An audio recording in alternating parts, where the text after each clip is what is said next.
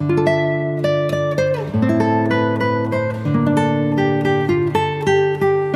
Guys, welcome back to my channel. So guys, आज मैं आपके लिए लेके आया हूँ मीटियोराइट गार्डन के एपिसोड 31 की एक्सप्लेनेशन। अगर आपने इससे पहले के एपिसोड नहीं देखे तो आप उन्हें हमारे चैनल पे जाके देख सकते हैं, और साथ ही में मैं उन वीडियो के लिंक नीचे डिस्क्रिप्शन में भी दे दूंगा, तो आप उन्हें भी चेकआउट कर सकते हैं। और मैं आपको रैंडम सीन हटाकर मेन स्टोरी के हिसाब से एक्सप्लेन करूंगा।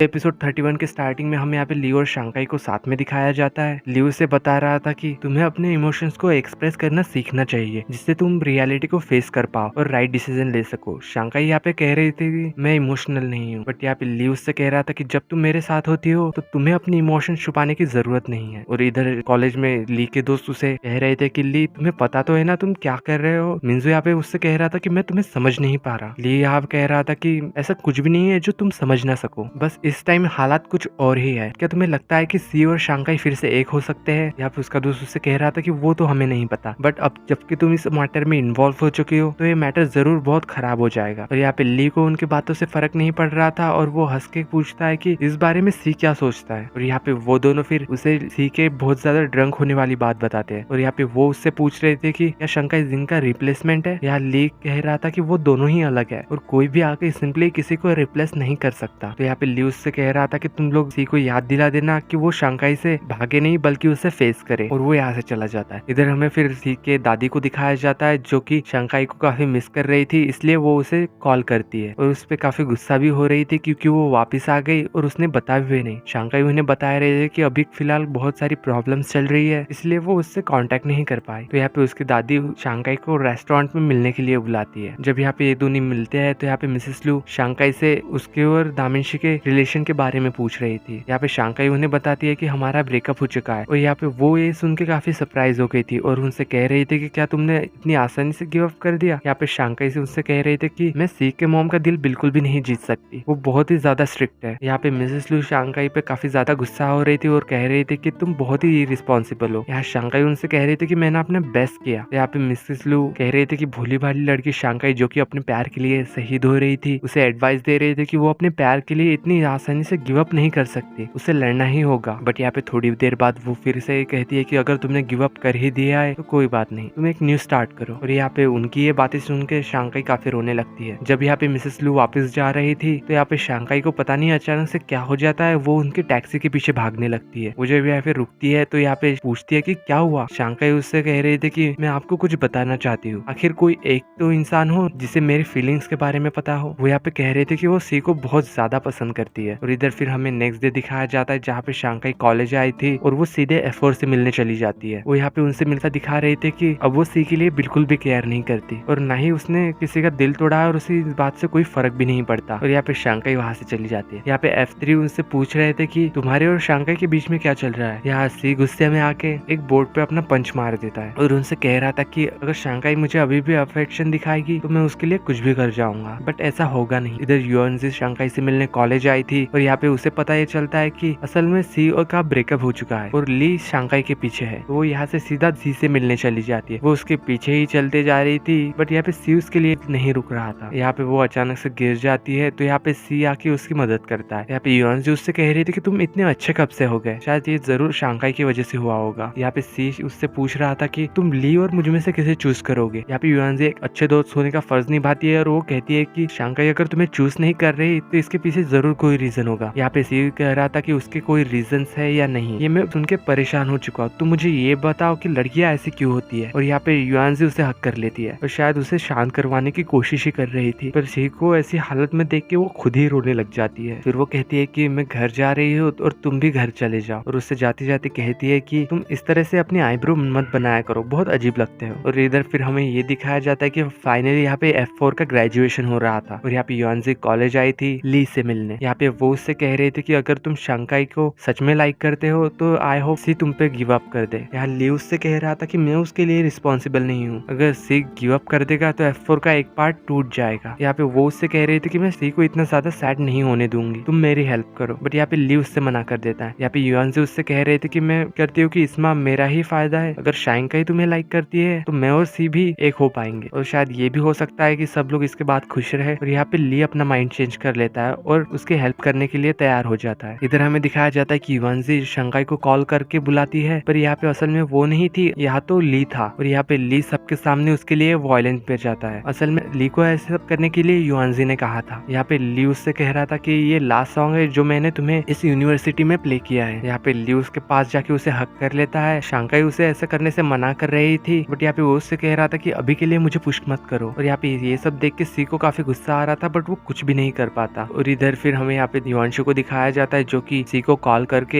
एक कैफे में मिला रही थी। और तभी यहाँ पे से शांघाई भी गुजरती है, तो वो यहाँ पे युआनजी को देख लेती है। और यहाँ पे युआनजी शांघाई से पूछ रही थी कि क्या वो ली के कन्फेशन से खुश है। यहाँ पे शांघाई उससे कह रही थी कि अब मेरे दिल में किसी और के लिए कोई भी जगह नहीं बची। तो यहाँ पे युआनजी शांघाई को बता रही थी कि वो सारा प्लान मेरा और ली का था। और यहाँ पे शांघाई उससे कह रही थी कि मुझे पता था। जब यहाँ पे वो कैफे से बाहर जा रही थी तो वो यहाँ पे सी को अंदर आते हुए देख लेती है। और यहाँ पे सी युआनजी से डायरेक्टली कह देता है कि तुम अपने लिए कोई और लड़का ढूंढ लो, क्योंकि मैं सिर्फ शांघाई को लाइक करता हूँ, बट मैं तुम्हें अपना एक अच्छा फ्रेंड समझूंगा। यहाँ पे युआनजी उससे कह रहे थे कि सी तुम मुझे अपना एक अच्छा फ्रेंड समझते हो और शांघाई को बहुत ज्यादा पसंद करते हो, बट तुम अपनी नेक्स्ट लाइफ में मुझे पसंद करना। और यहाँ पे वो ये बात सुन के हंसने लगता है और युआनजी भी। और बाहर से शांघाई ये सब देख रही थी और वो सोच रही थी कि फाइनली वो हंसा तो। और यहाँ पे शांघाई को गलतफहमी हो गई थी कि युआनजी और सी अब डेट कर रहे हैं। उसे ये बात नहीं पता कि सी शांघाई के अलावा किसी और को डेट नहीं कर सकता। और इसी सीन के साथ एपिसोड 31 की एंडिंग होती है।